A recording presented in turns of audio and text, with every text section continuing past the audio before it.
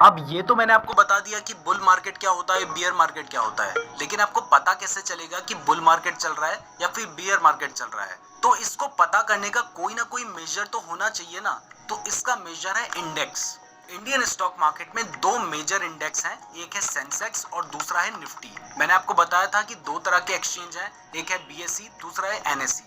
तो जो बीएसई का इंडेक्स है वो है सेंसेक्स और जो एनएसई का इंडेक्स है वो है निफ्टी। अब सवाल उठता है कि ये इंडेक्स क्या होता है? तो इंडेक्स का मतलब होता है कलेक्शंस ऑफ स्टॉक, यानी निफ्टी 50 एक कलेक्शन ऑफ स्टॉक है, सेंसेक्स एक कलेक्शन ऑफ स्टॉक है। तो अगर निफ्टी 50 की बात करें तो निफ्टी 50 के नाम से ही पता चल रहा है कि ये 50 स्टॉक्स का एक कलेक्शन है।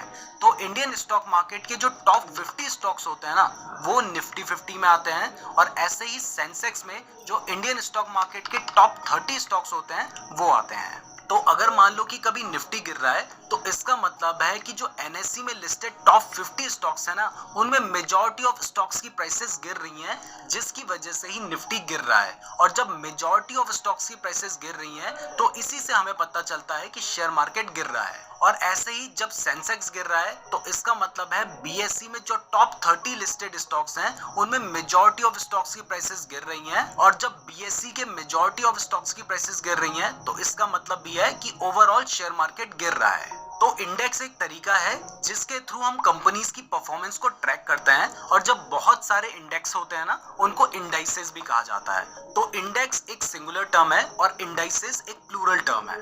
अब जब आप इस कोर्स को देखेंगे तो कई बार